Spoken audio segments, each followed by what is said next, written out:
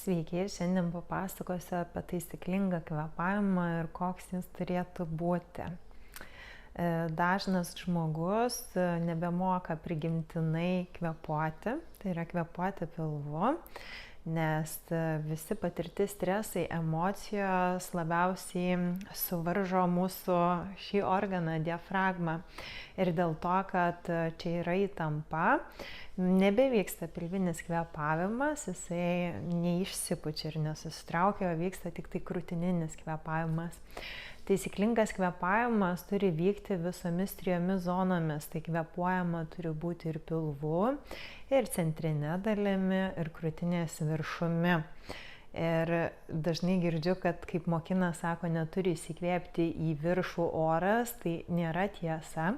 Turi įsikvėpti į viršų, tačiau neturi pakilti pečiai ir neturi kilti raktikaulis į viršų.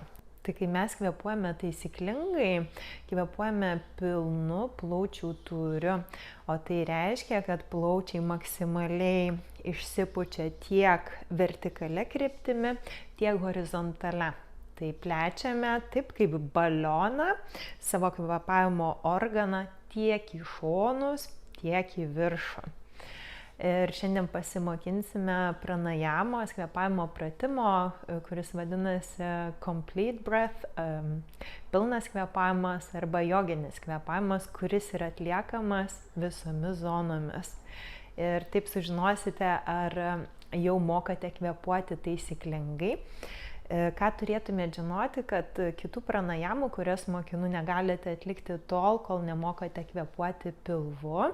Tai pirma kiekvieno stotelė yra ši pranajama ir kaip jau įgusite ir mokėsite taisyklingai kvėpuoti, tada galėsite daryti kitas pranajamas ir džiaugtis teikiamu efektu. Nes jeigu nemokame taisyklingai kvėpuoti, kitos pranajamos paprasčiausiai neveikia. Ir jūs gali būti, kad praktikavote, darėte, bet nejaučia efekto dėl to, kad nemokate kvėpuoti taisyklingai. Tai dabar visi įsipatoginsim, atsisėsim, užsimerksim. Kas yra svarbu, kad stuburas būtų tiesus, nes kai susikūpriname, pasispaudžia diafragma ir vien dėl šitos sėdėsenos jūs jau kvėpuojate netaisyklingai. Tai kasdienoj turite stebėti, jeigu kuprinatės, tiesinkite savo stuburą, atverkite pečius, kad kvėpuotumėte ir pilvu, nes taip pasispaudus nevyksta kvėpavimas pilvu, dėl to būtina ištiesinti. Ir vien šitas dalykas, sėdėsenos tiesios nugaros palaikymas, dažnam netgi gali padėti išeiti iš depresijų, nerimo, streso būsenų. Tai tokį nedidelį dalyką pakeitus, jau pastebėsite pokytį. Šį kvėpavimą, kaip atliekame, galite sėdėti ant kėdės nuleistomis kojomis, jeigu jūsų klubai yra įveržti. Aš mėgstu, kaip kvėpavimus darau, sėdėti ant pagalvėlės. Štai čia sėdžiu ant pagalvėlės, tam, kad klubai būtų aukščiau negu kad keliai. Nes kai sėdime taip, tada atsipalaiduoja pilvas ir tada galime kvėpuoti taisyklingai. Tai atkreipkite dėmesį, jeigu sėdite ant žemės, ar keliai nepakilę į viršų. Jeigu pakilę, jau čia spazmuosis diafragma ir nekvėpuosite taisyklingai, tai rekomenduoju sėstis ant kelių pagalvių į viršų. Ir kaip atsisėdame, įsipatoginam, dėmesį nukeliaujame į pilvo sritį. Ir pastebime, kurią kūno dalimi kvėpuojame ir vyksta kvėpavimas ir pilvu. Ar kaip kvėpuojat tik tai krūtinės viršum. Galbūt kilnojasi ir pečiai, krūtinė. Tiesiog įsisąmoninkit, kaip įprastai jūs kvėpuojate.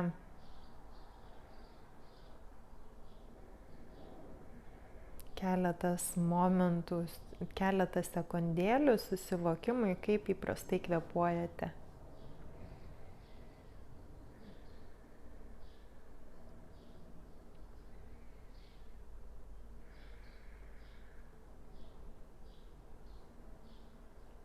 Pasižiūrėkite, ar pilvas įsipučia ir subliūkšta, ar jums reikia dėti pastangą, kad kvėpuotumėt pilvu. Ar kilnojasi krūtinė. Ir tiesiog susivokite, kad žinotumėte, kokioje būsenoje esate, nes priklausomai nuo mūsų emocinės būsenos keičiasi ir kvėpavimas.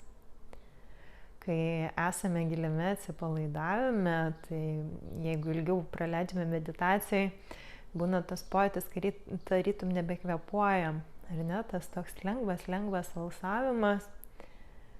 Ir tik tai kaip mąstome, atkeliauja mintys arba patiriame emocijas, tada jisai intensyvėja ir kinta mūsų kvėpavimas priklausomai nuo to.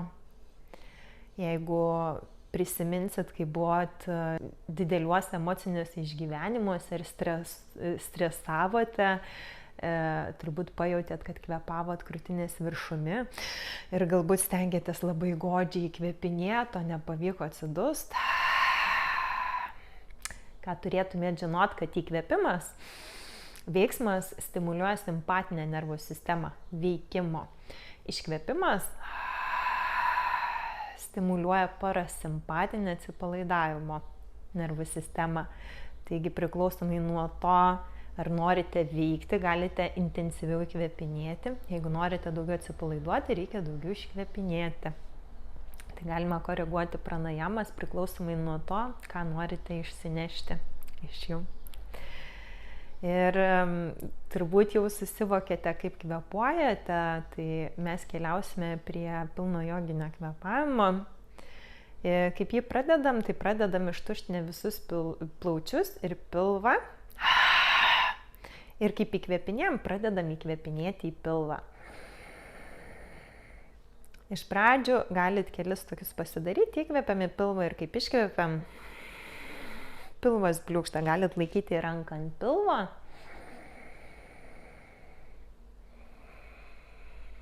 Po pilvo seks kita zona, čia kur saulės rezginys, kur diafragma, tai įkvėpinėsim į pilvą, tada įkvėpinėsim į šią antrąją zoną, kad jinai plėstųsi į šonus.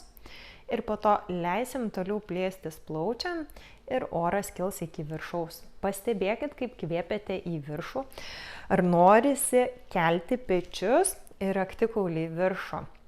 Jeigu bus toksai noras, atsispirkite jam ir stenkitės, kad plėtimasis būtų iš apačios šiek tiek į viršų, bet daugiau į priekį ir į visas šalis, tai daugiau į tūrį, į plotį ir tai padės jums įkvėpinėti į krūtinės viršų, tačiau nekelti pečių ir kvėpuoti tinkamai.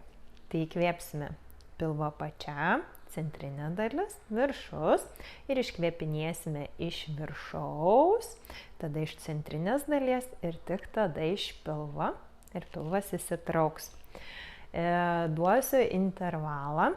Kvėpuosime iš pradžių taip, 3 skaičiai į pilvą, 2 skaičiai į centrinę dalį, 1 skaičius į viršų ir kaip iškvėpinėsim tiesiog tolygiai iš viršaus, leisime orui iškeliauti per 6 skaičius. Tikiuosi pasiruošę ir pradėsime pranajamą, pirmiausia be skaičiavimo, pasidarysime kartu. Iškvėpiame visą orą ir pradedam nuo pilvo.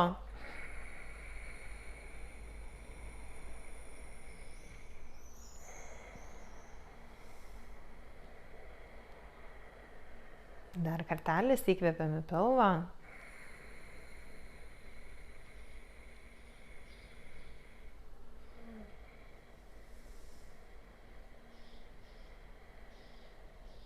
Ir galime dar pakvėpuoti, įkvėpiam į pilvą 3, 2, 1, centrinė dalis 2, 1, viršus 1, iškvėpiam 1, 2, 3, 4, 5, 6, įkvėpiam 3, 2, 1, centras 2, 1, viršus 1, iškvėpiam 1, centras 2, 1, apačia 3, 2, 1, įkvėpiam 3, 2, 1, centras 2, 1, viršus 1, iškvepiam 1, 2, 1, 3, 2, 1, įkvepiam 3, 2, 1, 2, 1, 1, iškvepiam 1, 2, 1, apačia 3, 2, 1, įkvepiam 3, 2, 1, centras 2, 1, viršus 1, iškvepiam 1, centras 2, 1, apačia 3, 2, 1. Galite tęsti kvėpuoti tokiu ritmu, jeigu jaučiate, kad galite didesnių plaučių tūrių pakvėpuoti ir išilginti. Šiek tiek didesnių intervalų įkvėpinėsim, tai įkvėpsim 6, 4, 2 ir iškvėpinėsim 4, 4, 4, tolygiai.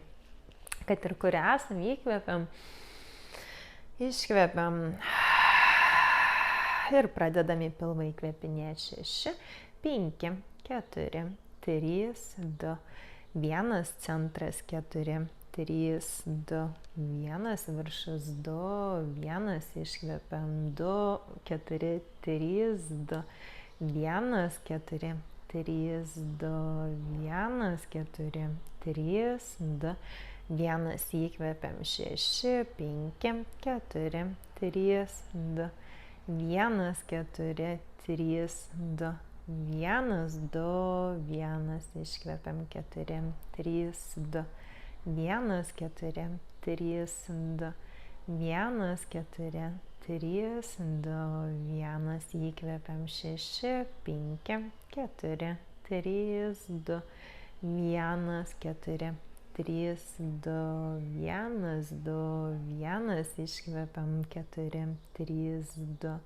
1, 4, 3, 2, 1, 4, 3, 2, 1, įkvepiam 6, 5, 4, 3, 2, 1, 4, 3, 2, 1, 2, 1, iškvepiam 4, 3, 2, 1, 4, 3, 2, 1, 4, 3, 2, 1 ir tęsiam visi kartu.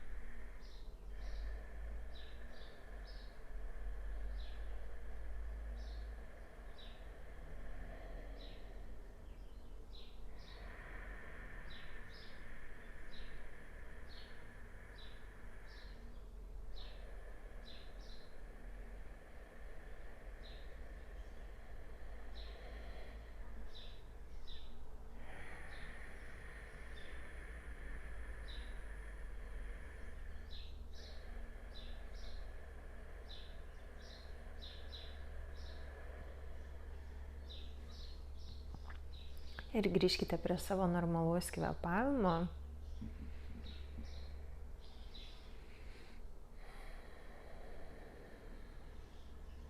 Dabar galite įsivertinti, kaip pakito kvėpavimas. Jeigu prieš tai buvo, kad tik tai krūtinė, tai ar pavyko dabar atsipalaiduoti, šiek tiek ir kvėpuoti ir pilvu.